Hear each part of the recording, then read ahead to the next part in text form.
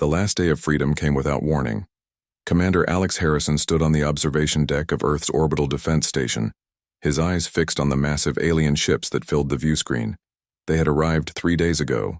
7 distinct fleets representing the Galactic Concord, the ruling power of known space.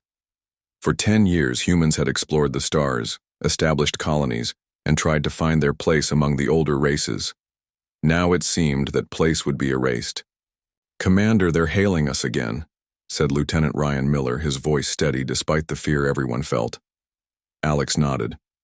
"Put them through." The screen changed to show the Arcturian ambassador, a tall, blue-skinned being with 4 eyes, arranged in a diamond pattern. Unlike the other Concord species, the Arcturians had been somewhat friendly to humans. "This is your final warning," the ambassador said. "The Concord has made its decision. Humanity is too unpredictable, too violent to be allowed free access to the stars." Alex stepped forward. "We've done nothing to deserve this. Our colonies are peaceful. We've followed every rule set by the Concord." "It is not what you have done, but what you might do," the ambassador replied. "The Velox believe your genetic structure shows signs of predecessor manipulation." The vote was 6-1. "I am sorry." The screen went dark before Alex could respond. He turned to see the grim faces of his crew. "What now, sir?" asked Ryan. "Now we fight," Alex said, though he knew it was hopeless. Earth's fleet was tiny compared to just one Concord species, let alone all 7. Alarms blared as the first attack came, not against Earth itself, but against the human colonies in distant star systems. On screens across the station, they watched helplessly as Concord ships tore through the minimal defenses of New Eden, Proxima Colony, and 5 other human settlements. "They're killing everyone," whispered Communications Officer Kelly Davis, tears streaming down her face as she listened to the desperate calls for help. Alex slammed his fist against the console. "Launch all ships. Tell them to get as many colonists out as possible." "Sir?" Ryan looked confused. "But Earth will have to defend itself with what remains. I won't let our people die without trying to save them." For 18 hours, the battle raged across 7 star systems. Human ships, hopelessly outmatched, managed to rescue some colonists before being destroyed. Of the 40 vessels Earth sent out, only 3 returned, packed with survivors. Then came the message no one expected. The Velox Supreme Commander appeared on all channels. "Your resistance is noted, humans. Because of this, we have modified our judgment. Total extinction is no longer our goal." A murmur of hope passed through the command center. "Instead," the Velox continued, "you will be isolated, contained, forgotten." The image changed to show a strange device being positioned near the edge of the solar system. "What is that?" Alex asked the science officer. "Unknown, sir. Nothing like it in our database." Within hours, they understood. A shimmering barrier began to form, starting at Pluto's orbit and slowly working inward. It wasn't a weapon, it was a cage. In the chaos, Alex received a personal message. His wife Diana was calling from the research station orbiting Proxima Centauri, where she worked with their 8-year-old daughter Lily. "Alex!" Diana's image was breaking up. "The barrier. It's forming here too. They're cutting off each human settlement individually." "Get to a ship," he urged. "Try to get back to Earth before—" "It's too late, we're already sealed in. There are only 30 of us here." Her voice broke. "Alex, listen to me. We won't survive long with our limited supplies, but I've left something behind. Something they won't find." "Diana, no.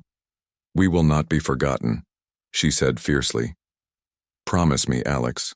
Promise me Earth will remember us, and someday, somehow, you'll make them pay for what they've done." The transmission cut off. Alex tried for hours to re-establish contact, but it was useless. The barrier had sealed, and everyone outside of Earth's solar system was cut off forever. 3 days later, the barrier around Earth was complete. It extended from just beyond Pluto's orbit to just inside Mars, enclosing Earth, the Moon, and a handful of small outposts. The sun still shone, but the stars looked different, distorted by the quantum field that now imprisoned humanity. The conquered ships departed, leaving behind a single automated station that would monitor the barrier. Its message was simple. The deemed species known as human is now removed from galactic records. All contact is forbidden. Any attempt to breach this barrier will result in immediate response. In the months that followed, society nearly collapsed. Some people gave up hope, while others raged uselessly against their unseen jailers. Governments fell and reformed, but gradually purpose returned. At the first global summit after the exile, Alex, now appointed to the new Earth Defense Council, stood before leaders from every nation. They thought they could make us disappear, he said. They thought by trapping us here we would fade away. But they made a mistake. He activated a display showing the barrier that surrounded them. Every prison has a key. Every technology has a flaw. They've given us a puzzle to solve and all the time we need to solve it. Today we begin a new mission. We will rebuild. We will grow stronger. And one day, we will break free. A scientist named Samantha Wright approached Alex after the summit. She was young, brilliant and angry about the aunt and cousins she'd lost on Proxima Colony. Commander Harrison, she said, I have an idea about the barrier. It will take time, maybe generations, but I believe we can break it. Tell me, he said. Samantha explained her theory. The quantum barrier operated on principles they barely understood, but it wasn't magic, it was science. With enough study, enough patience, they could find its frequency, its pattern, and then they could disrupt it. Alex nodded slowly. How long? Decades, at least. Maybe centuries. Then we better get started, he said. And we better make sure our children and their children remember why we're doing this. That night, Alex recorded the first entry in what would become known as the Memory Archives, the complete history of humanity's journey to the stars, the betrayal by the conquered, and the names of every person left behind. We name them so they will not be forgotten, he said into the recorder, and we work so that someday we will return to the stars. Not as explorers this time, but as avengers. Outside his window, the barrier-distorted stars seemed to dim, as if in response to his promise. Humanity had been judged, imprisoned, and erased from galactic memory. But humans were very good at holding grudges, and they had all the time in the world to plan their return. 300 years passed. The Earth changed. The memory remained. Captain Nathan Cole walked through the silent hall of memory where the faces of the lost looked out from thousands of screens. Every human child grew up visiting this place, learning the names and stories of those abandoned beyond the barrier. At the end of the hall stood the statue of Commander Alex Harrison, the man who had started it all. Nathan paused before the statue. Harrison had died 250 years ago, but his legacy lived on in the memory archives and in the unending work to break the barrier. Captain Cole, please report to Launch Bay. The voice over the intercom broke the silence. Final. Preparations are complete. Nathan took one last look at Harrison's face. We're almost there, he said quietly. We haven't forgotten. The walk to Launch Bay took 15 minutes through the massive underground complex that housed the Earth Defense Fleet. For centuries, humanity had built and trained in secret beneath the surface, preparing for the day they would return to the stars. Chief Science Officer Emma Grant met him at the entrance to the bay. Her red hair was pulled back in a practical bun, and dark circles under her eyes showed she hadn't slept much lately. It's ready, she said without greeting. Emma never wasted words. Dr. Wright's frequency disruptor is installed and fully powered. Nathan nodded. Samantha Wright had been dead for over a century, but her work had continued through generations of scientists, each one building on the last. Emma was the latest in that line, and maybe the last. The time for theories and tests was over. And, you're sure it will work? He asked. Emma's tired face showed a flash of annoyance. As sure as anyone can be about technology designed to counter an alien barrier we've been stuck behind for 3 centuries. The simulations show a 93% chance of success. And the other 7%? The ship explodes and we all die. Emma shrugged. But at least then we won't have to listen to any more questions. Nathan smiled despite himself. Everyone dealt with the pressure differently. Emma used sarcasm. He used quiet determination. Together they entered the launch bay, a vast chamber carved from solid rock. In the center stood the EFS Retribution, Earth's most advanced warship. Unlike the exploration vessels of old, this ship was built for one purpose: to carry humanity's vengeance to the stars. The ship was massive, nearly a kilometer long, with weapon systems that would have seemed like magic to the humans who were first exiled. The hull was black, absorbing light rather than reflecting it and shaped to slice through the quantum barrier like a knife. "She's beautiful," Nathan said. "She's deadly," Emma corrected. Beauty was not a design requirement. The crew was already aboard, 100 of Earth's finest soldiers, pilots, and scientists. Each had been chosen not just for skill but for their connection to the lost. Every crew member was a direct descendant of someone who had been left behind when the barrier went up. Nathan's great-great-grandmother had been on New Eden Colony. Emma's family had lost people on Proxima. The pain had been passed down through generations, becoming something cold and focused, a weapon in itself. As they boarded, Final Administrator Jordan Parker met them at the airlock. His position made him the closest thing Earth had to a single leader. "Captain Cole," he said formally, "are you prepared to carry out your mission?" Nathan straightened. "Yes, sir. The Retribution will break through the barrier, locate the conquered Central Archives, and reclaim humanity's stolen history. Then we will find any survivors of the original colonies if they exist." "And after that?" Parker asked, his eyes sharp. "We will bring justice to those who imprisoned us," Nathan said. The words of the oath all children learned. "We will ensure humanity is never forgotten again." Parker nodded, satisfied. 300 years we've waited. 300 years of planning, building, preparing. Don't waste it. "We won't," Nathan promised. The administrator stepped back as the airlock sealed. Nathan made his way to the bridge where the command crew waited at their stations. Through the view screen he could see the massive doors above beginning to open, revealing the underground launch tunnel that would carry them to the surface. "Status report," he ordered as he took the captain's chair. "All systems green," replied First Officer Ben Harris. "Engines at full power, weapons hot, shields ready." "Barrier disruptor?" Nathan looked at Emma, who had taken her station at the science console. "Online and functioning perfectly," she said. "Once we reach the barrier, I'll need 5 minutes to find the exact frequency. Then we make history, or die trying." Nathan activated the ship-wide communication system.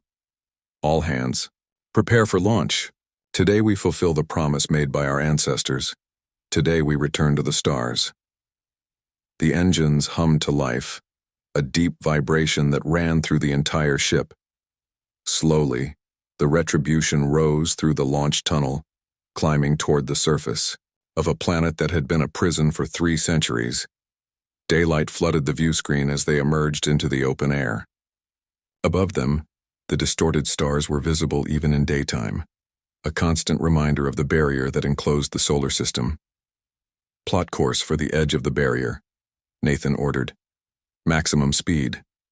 The Retribution shot forward, climbing through the atmosphere and into space. Earth fell away behind them, growing smaller as they accelerated toward the edge of their prison. For 2 days they traveled, past the ruins of the moon colony, past Mars, through the asteroid belt, beyond Jupiter and Saturn. The crew was quiet, focused on their tasks but aware of the history they were making. On the 3rd day they reached the barrier. From inside, it looked like a wall of shimmering light that distorted everything beyond it. For 300 years, nothing had passed through in either direction. "Slow to station keeping," Nathan ordered. "Emma, begin the frequency scan." Emma's fingers flew over her console. The barrier disruptor, a spiderweb of technology that covered the ship's hull, came to life, sending invisible pulses against the quantum barrier. "First scan complete," she reported. "Beginning frequency analysis." Minutes ticked by. The crew held their breath. Outside the barrier rippled slightly as the disruptor probed its structure. I found it, Emma finally said, her voice barely above a whisper. Calibrating disruptor now. Nathan gripped the arms of his chair. Shields at maximum. All hands, brace for barrier passage. The ship moved forward slowly, the disruptor creating a hole in the barrier just large enough for the retribution to pass through. The hull creaked under the strain. Warning lights flashed across the bridge as the shields took the brunt of the quantum distortion. Structural integrity at 70%, called out the engineering officer. 60%. 50. Keep going, Nathan ordered. We're almost through. With a final surge of power, the retribution broke free of the barrier. The view screen cleared, showing stars. Real stars undistorted by the quantum field. For a moment, no one spoke. Then cheers erupted across the bridge. 300 years of imprisonment ended in a single moment. Nathan didn't cheer. He stared at the star chart that was forming on his display as the sensors gathered data. The galaxy had changed during their exile. New powers had risen. Old ones had fallen. The Conquered itself appeared to have fractured, its member species, now fighting among themselves. Set course for the Conquered archives, he ordered when the celebration died down. We have a lot to learn, and scores to settle. The retribution turned toward the heart of what had once been conquered space. Humanity had returned to the stars, and they had not forgotten. The Conquered archives were not as they expected. Once Centaurus Prime had been the center of galactic knowledge, a massive complex dedicated to preserving the history of every known species. Now it was mostly ruins. Nathan led the away team through crumbling halls. Emma moved from terminal to terminal, trying to access any working system. Security Officer Jack Martinez kept his weapon ready, scanning for threats. What happened here? Nathan asked, stepping over fallen debris. War, Emma replied, finally finding a working terminal. Based on the damage patterns, I'd say this place was attacked about 70 years ago. By who? Emma's fingers moved over the alien controls using translation software developed from old Conquered broadcasts that had made it through the barrier. By the Velox, she said. They turned on the other Conquered species after some kind of internal power struggle. The archives were specifically targeted to destroy information. Nathan stood beside her, looking at the alien symbols scrolling across the screen. Can you find anything about humans, about Earth? Emma kept working. Most of the data is corrupted or destroyed, but... She paused, her eyes widening. There, a sealed file, security level above anything else in the system. Can you open it? Already trying. Jack approached from a side corridor. Captain, I found bodies. Not recent, decades old. But they're not any known Concord species. Nathan frowned. Show me. Jack led them to a small chamber that had once been sealed. Inside, 5 humanoid bodies lay preserved by the dry atmosphere. They looked almost human, but their skin had a faint blue tint. Are they? Nathan began. Not human, Emma said, scanning them with her device. But close. Very close. Their DNA shows some similarities to ours. Nathan knelt beside one of the bodies. Why were they here?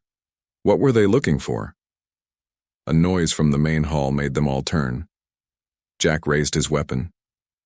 We have company, he whispered.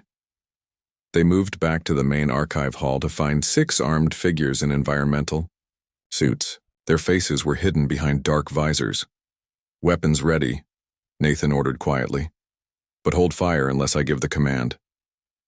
The strangers noticed them. For a moment, no one moved. Then the leader of the newcomers stepped forward and spoke in perfect, if strangely accented, English. Lower your weapons. We are not your enemies. Nathan blinked in surprise but kept his pistol raised. Who are you? How do you know our language? The leader reached up and removed their helmet. The face revealed was startlingly human. A woman with dark hair streaked with gray, her eyes deep brown and filled with emotion. My name is Olivia Bennett, she said, and we've been waiting for Earth to return for 300 years. Nathan's team exchanged shocked glances. That's impossible, Emma said. No human could live that long. Olivia smiled sadly. I'm not 300 years old, I'm 62. My great-great-grandmother was Diana Harrison. The name hit Nathan like a physical blow. Diana Harrison, wife of Commander Alex Harrison, mother of Lily Harrison. One of the first names in the memory archives, one of the lost. Diana Harrison died on Proxima Research Station when the barrier went up, he said carefully. Everyone outside Sol system was killed or abandoned. That's what Earth was meant to believe, Olivia replied, but not everyone died. Some of us survived, hid, and waited. She gestured to her companions. We call ourselves the Remnant. Emma stepped forward. If what you're saying is true, prove it. Tell us something only a descendant of Diana Harrison would know. Olivia reached into a pocket and pulled out an old metal disc.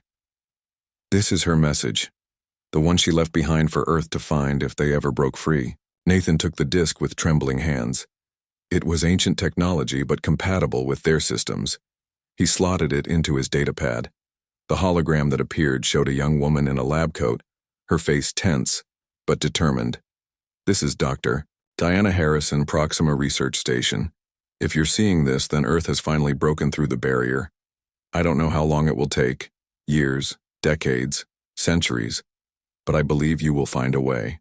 The recording continued, explaining how Diana and a small group had managed to escape the dying research station in an experimental ship.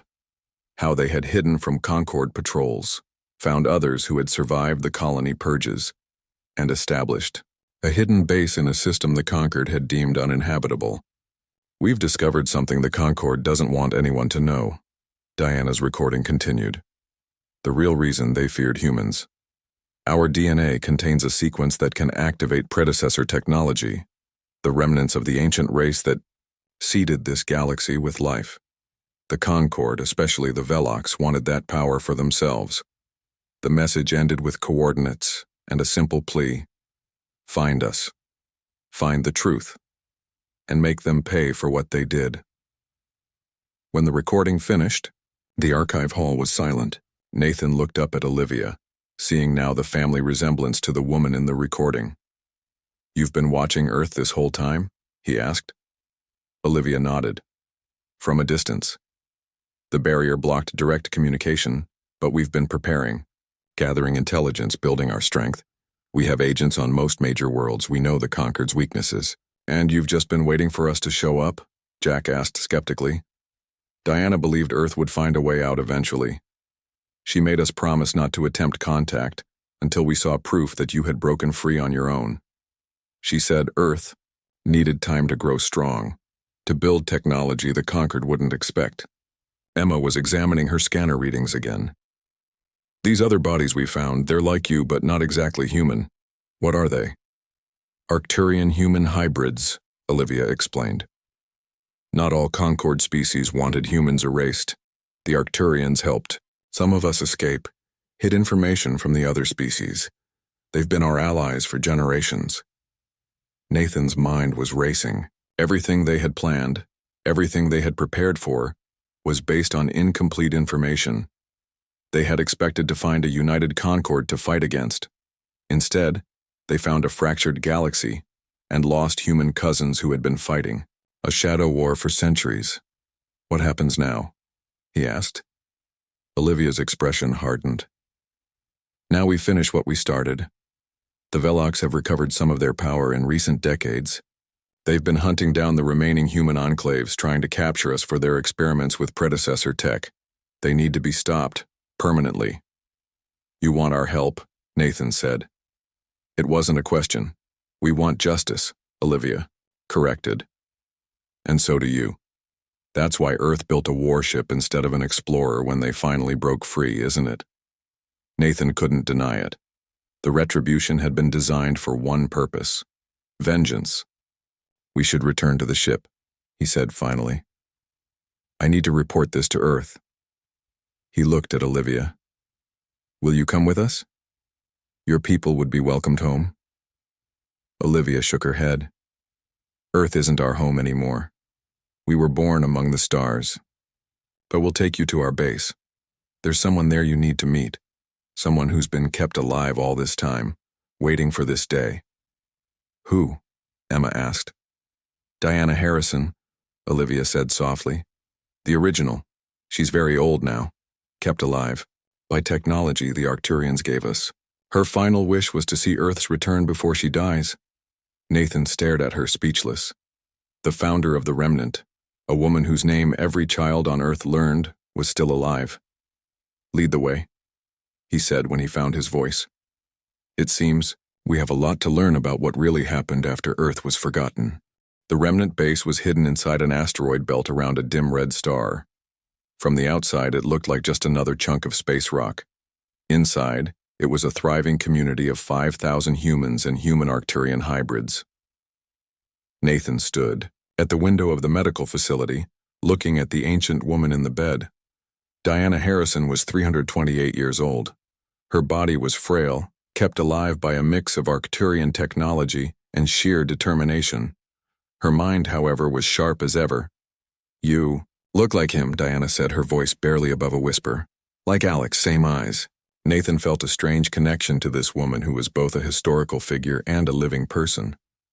Commander Harrison was my childhood hero. Everyone on Earth knows his story, and yours. Diana smiled weakly. Not my whole story, it seems. She motioned for him to come closer. Did Olivia show you the message? The real reason the Concord feared us? About the predecessor technology?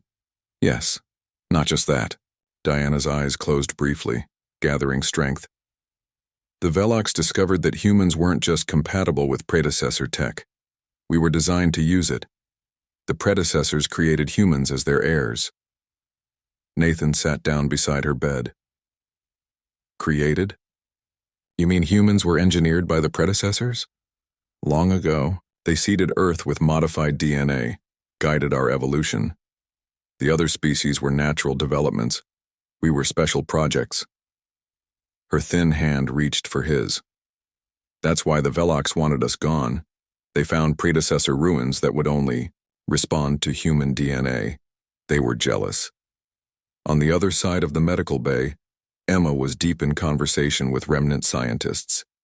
They had been experimenting with predecessor artifacts recovered from hidden caches across the galaxy. Jack stood guard by the door, still not entirely trusting their new allies. Diana's eyes drifted to the ceiling. For 3 centuries, we've hidden, gathered information, made plans, but we lacked the strength to strike directly at the Velox. Now, with Earth's return, we finally have a chance. A chance for what? Nathan asked. Justice, Diana said. Not blind vengeance. True justice. She squeezed his hand with surprising strength. Promise me you won't just destroy them. Promise me you'll expose the truth to the galaxy. Before Nathan could answer, Olivia rushed into the room. Captain Cole, we have a problem. Velox ships have been detected entering the system. Nathan stood, quickly. How? Did they follow us? No, Olivia said. We think they detected the energy signature when you broke through the barrier. They've been watching for signs of Earth's return for centuries. Diana struggled to sit up. It's time, she said. The final phase, help me up. You're too weak, Olivia protested. I've stayed alive for 300 years for this moment, Diana said firmly. I will see it through. With Olivia's help, Diana moved to a wheelchair. Nathan called Emma and Jack over. We need to get back to the Retribution. How many Velox ships are we dealing with? 3 warships, Olivia replied. More than we can handle with our limited defenses. But your ship might have a chance. Emma looked troubled. Even the Retribution can't fight 3 Velox warships at once. Their technology has advanced while we were isolated. We don't need to fight them, Diana said. We need to use what they fear against them. She looked at Emma. You've been studying our predecessor artifacts. Did the scientists explain how they work? Emma nodded. They showed me the basic activation sequence, but I'd need more time to fully understand. No time, Diana interrupted. The artifacts respond to intent as much as technique. You have the right DNA. You can do this. They moved quickly through the base as alarms sounded around them. The remnant people were evacuating to emergency shelters. Nathan contacted the Retribution, ordering them to prepare for battle. In a heavily secured room at the center of the base, Diana directed them to a pedestal where a small, unassuming cube sat. It was made of a material like smoky crystal, with faint lines of light pulsing inside it. "This is the keystone," Diana explained. "We found it 50 years ago in an abandoned predecessor outpost. The Velox have been hunting for it ever since. It's a master control node for predecessor systems throughout the galaxy." Emma approached the cube cautiously. "What does it do exactly?" "It awakens other predecessor technology, connects them." Diana's voice was getting weaker. "If activated by the right person, it could bring online defense systems that have been dormant for millennia." Nathan looked skeptical. "Defense systems that still work after thousands of years?" "Predecessor technology doesn't degrade like ours," Olivia explained. "We've found working systems over 10,000 years old. They built to last." Diana motioned Emma closer to the cube. "Place your hands on it. Focus your thoughts on protection, on justice. The cube will read your intent." Emma hesitated, then placed her hands on the smooth surface of the keystone. For several seconds, nothing happened. Then the cube began to glow brighter, the lines of light speeding up. "It's working," Diana whispered. The cube rose a few inches off the pedestal, spinning slowly. Light spilled from it, forming patterns in the air, star maps, symbols, connections between distant points. "The network is activating," Olivia said, watching in awe. "Predecessor beacons are coming online all across the galaxy." A violent tremor shook the base. Jack checked his tactical display. "The Velox have opened fire. Their first shots hit the outer defenses." The cube spun faster, the light spreading outward, enveloping Emma. She stood frozen, her eyes wide, seeing something the others couldn't. "What's happening to her?" Nathan demanded. "The keystone is sharing information," Diana said, showing her how to use the network. Another blast rocked the base. Alarms blared louder. "We're out of time," Nathan said. "We need to get to the ship." Emma suddenly gasped and stepped back from the cube. It continued to hover, but the light dimmed slightly. "I saw it," she said. "I saw what we need to do." "Tell us on the way," Nathan ordered. "We need to move now." They rushed toward the docking bay where a shuttle waited to take them back to the Retribution. Diana insisted on coming with them despite her weakness. "This is my fight too," she said when Olivia tried to make her stay behind. "I started this 300 years ago. I need to see it finished." As they boarded the shuttle, Emma explained what the keystone had shown her. "There's a predecessor defense station hidden in the next system. If we can reach it, I can activate it. It has weapons that can neutralize the Velox ships without destroying them." "Without destroying them?" Jack asked. "I thought vengeance was the point." Diana shook her head. "Not vengeance, justice. The galaxy needs to know what the Velox did, not just to humans, but to the truth itself. They tried to erase us from history. We won't do the same to them." The shuttle launched, weaving through asteroid debris as Velox fighters began to pursue them. Nathan contacted the Retribution, ordering them to provide cover fire as they approached. The massive human warship. Diana looked out at the stars. Real stars, not the distorted view through the barrier. 300 years, she said softly. "I never thought I'd see this day." The Retribution's weapons flared, clearing a path for the shuttle. As they docked safely inside, Diana turned to Nathan. "Now, Captain Cole, now we show the Velox that humanity will not be forgotten again." The Retribution shuddered as Velox weapons fire struck its shields. On the bridge, Nathan gripped the arms of the captain's chair. The 3 Velox warships were closing in, their curved hulls gleaming like polished bone against the blackness of space. "Shields at 60%, reported Ben Harris from the tactical station. "Their weapons have improved since our records." "Keep evasive maneuvers," Nathan ordered. "We just need to reach the coordinates Emma provided." Emma sat at the science station, the keystone floating in a containment field beside her. The crystal cube pulsed with inner light, responding to her presence. Diana Harrison sat nearby in her wheelchair, her ancient eyes fixed on the main view screen. "Distance to the predecessor station?" Nathan asked. 3 minutes at current speed, Jack answered from the helm. "But the Velox are trying to cut us off." A direct hit rocked the ship. Warning lights flashed across the bridge. "Shields at 40%, Ben called out. "We can't take much more of this." Diana wheeled herself closer to Nathan. "The Velox are afraid," she said. "They know what we've found, what we can do." As if to confirm her words, a communication request flashed on the main screen. Nathan nodded, and the image of a Velox commander appeared. The alien had gray skin that looked like living stone, with 6 eyes arranged in a circle around a mouth, full of crystalline teeth. "Humans of Earth," the Velox said, its voice translated by the ship's computer. "You have violated the terms of your exile. Return to your system immediately, and we will spare your lives." Nathan stood. "We were imprisoned unjustly. We have returned to claim our rightful place among the stars." "You were contained for the safety of all," the Velox commander countered. "Your kind is dangerous, unpredictable. You must not be allowed access to predecessor technology." Diana moved her wheelchair forward into view of the communication system. "Because you want it for yourselves, Draxur. I remember you from 300 years ago when you sentenced my people to extinction." The Velox commander's 6 eyes widened in shock. "Impossible. No human lives so long. I stayed alive to see." "This day," Diana said, her voice surprisingly strong. "To see justice done." "The woman you abandoned on Proxima Station?" Nathan added. "She survived. They all survived. And they've been working against you for centuries." Draxur's stone-like face showed the first hint of fear. "The keystone. You've found it."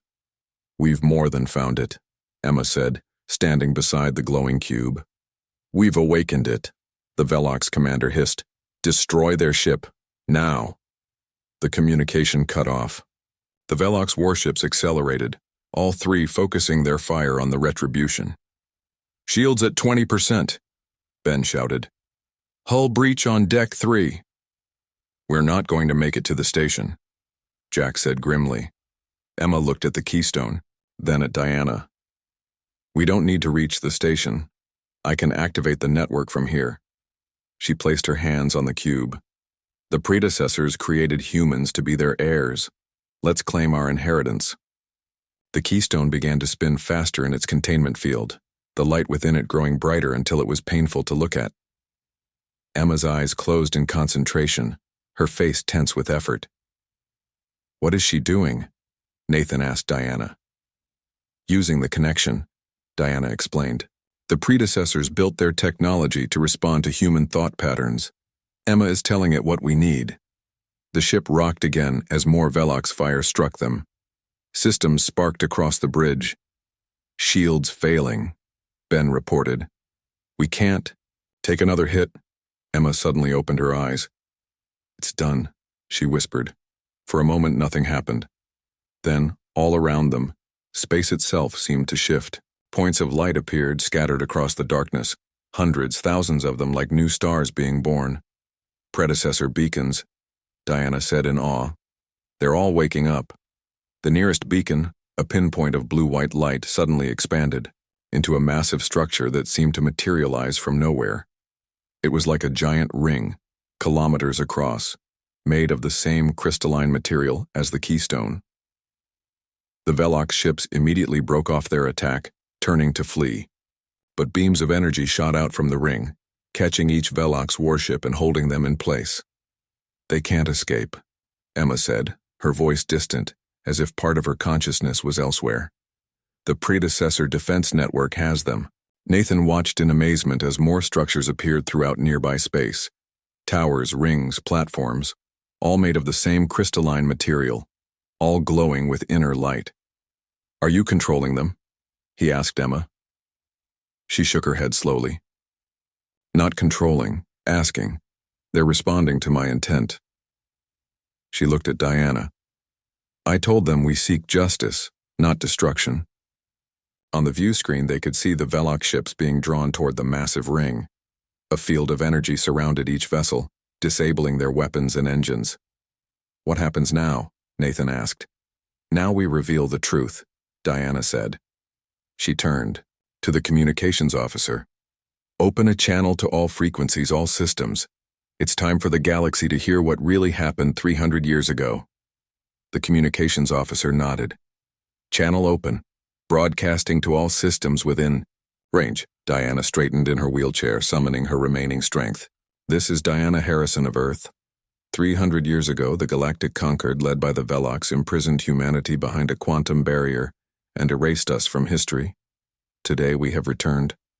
She continued, explaining how the Velox had feared humanity's connection to predecessor technology, how they had attempted genocide to keep that power for themselves, how they had lied to the other conquered species to gain their support. As she spoke, Emma worked with the Keystone, directing the predecessor network to transmit Diana's message to every corner of the galaxy. The crystalline structures amplified the signal, broadcasting it even to systems that had never heard of Earth or humans before. We do not seek revenge, Diana concluded. We seek acknowledgement. We seek our rightful place among the stars, and we seek justice for what was done to us. When she finished, there was silence on the bridge. Then signals began pouring in from across known space. Messages from worlds that had been part of the old Concord, from independent systems, even from some Velox colonies whose people had never known the truth. It's working, Emma said, her eyes bright with tears. They're listening, they're responding. The predecessor ring began to pulse with light. Inside it, a portal opened, a gateway to another location. Where does that lead? Nathan asked. Emma checked her instruments. To the old Concord capital world. The predecessor network is creating a path for us, and for the captured Velox ships. Diana reached out and took Nathan's hand. This is what I stayed alive for. To see humanity reclaim its place, to see justice done, not through destruction but through truth. The Retribution's engines hummed back to life as automatic repairs finished. The path to the portal lay open before them, a bridge between stars that would take them to the heart of the civilization that had once tried to erase them. Set course for the portal, Nathan ordered. It's time to rewrite history. As the ship moved forward, Diana looked out at the stars once more. She thought of Alex, dead for centuries, who had promised Earth would never forget. She thought of all those who had been lost, all who had been born in exile, all who had kept the memory alive. We are not forgotten, she whispered. And now, we never will be again. The Retribution entered the portal, carrying humanity's truth to the waiting galaxy. Behind them, the predecessor network continued to awaken, lighting up the darkness with ancient technology responding to its rightful heirs. Humanity had returned to the stars. They had brought vengeance, but it was vengeance tempered by wisdom, transformed into justice. And in that justice lay the seeds of a new beginning,